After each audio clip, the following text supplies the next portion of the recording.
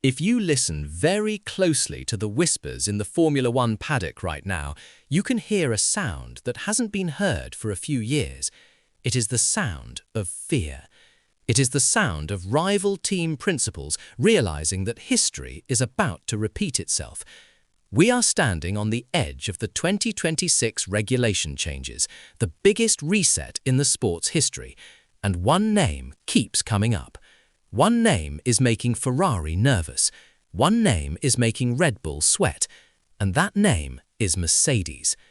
We have spent the last few years watching Max Verstappen rewrite the record books.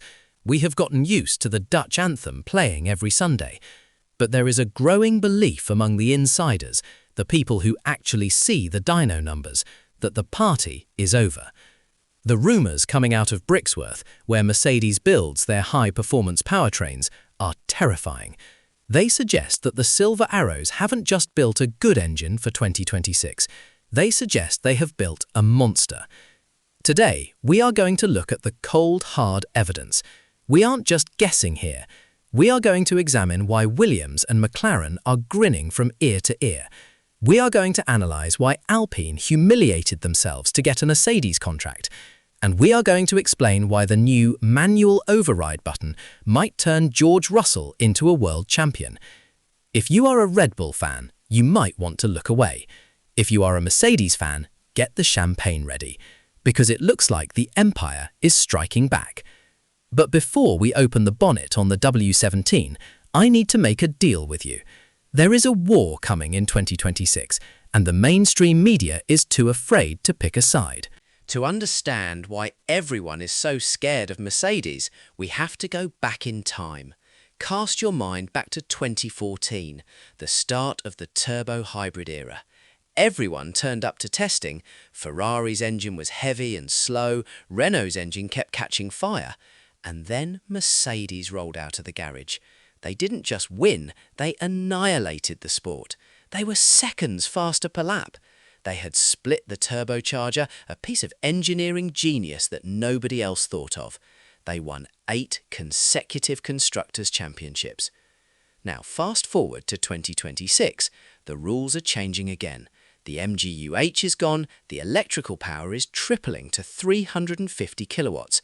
The fuel is 100% sustainable.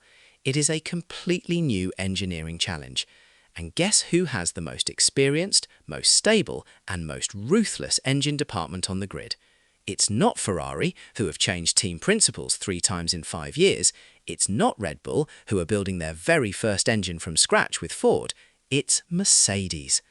The rumour is that Mercedes' high-performance powertrains started working on the 2026 concept before the rules were even finalised. They have been running single-cylinder mules for years, and unlike the chaos we are hearing about from other manufacturers, the word from Mercedes is silence. And in Formula One, silence is dangerous. Silence means everything is going according to plan. But the biggest clue doesn't come from Toto Wolff. We know Toto. He is a professional pessimist.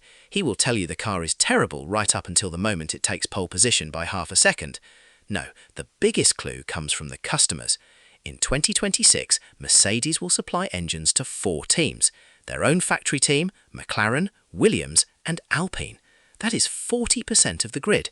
Think about that. Nearly half the cars in the race will have a Mercedes star on the engine block. This gives them a massive strategic advantage: data. When pre-season testing starts, Red Bull will have 2 teams gathering data. Ferrari will have 2. Audi will have 1. Mercedes will have 4. They will accumulate millions more miles of data on reliability, cooling, and energy deployment than anyone else. In the world of simulation and AI, data is king. If there's a problem with the water pump, Mercedes will find it 4 times faster than Audi will. And look at who those customers are. James Vowles runs Williams. He used to be the chief strategist at Mercedes. He knows exactly how good that engine department is. He had the option to look elsewhere. He stuck with Mercedes. In fact, he tied his entire career reputation to it. And then he managed to sign Carlos Sainz. Let's talk about the Carlos Sainz saga for a minute, because this is the smoking gun. Carlos Sainz is not stupid. He is one of the most calculating drivers on the grid. He had an offer from Audi, a massive factory contract, huge money, the chance to be the face of a German giant.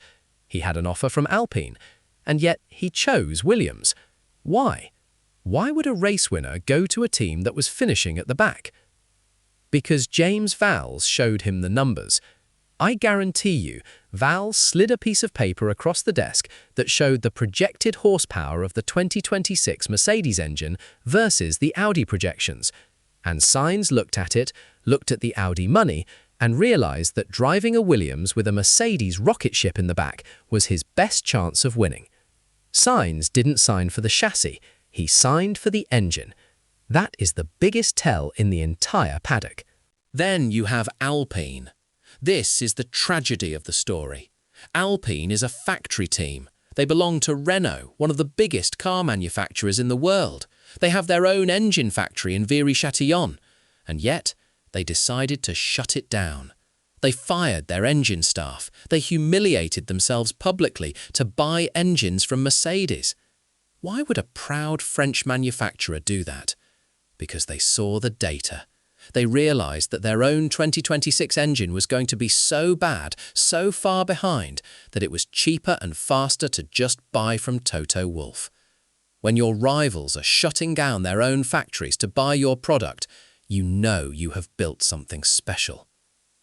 Now, let's get technical. What exactly makes this Mercedes package so scary?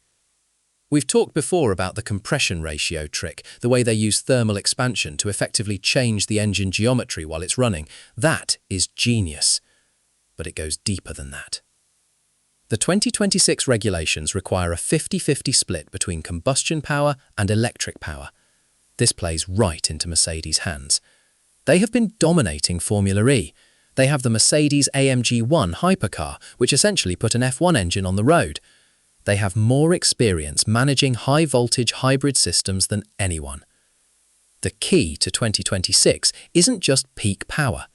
It's energy management. It's how you harvest the energy and how you deploy it. If your battery runs dry halfway down the straight, you lose 470 horsepower instantly. It's called clipping. You hit a wall of air. You become a sitting duck. The reports suggest that the Mercedes energy recovery system is so efficient that they can run full power for longer than anyone else.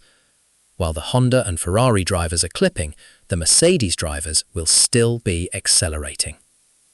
Toto Wolff recently spoke about a new feature called manual override.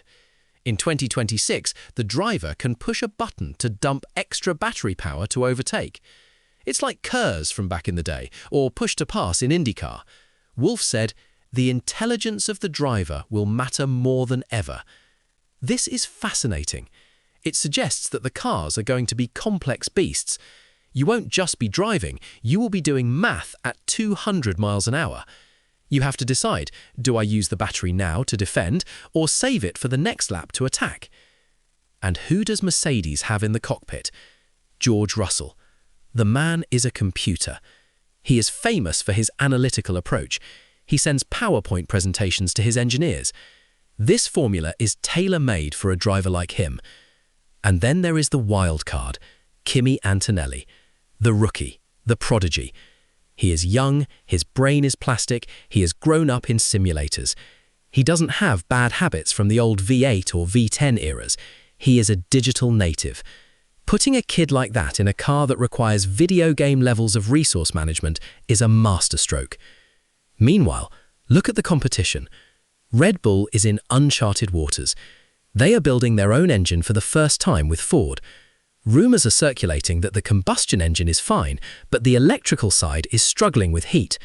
Helmut Marko, the Red Bull advisor who usually boasts about everything, has been strangely quiet.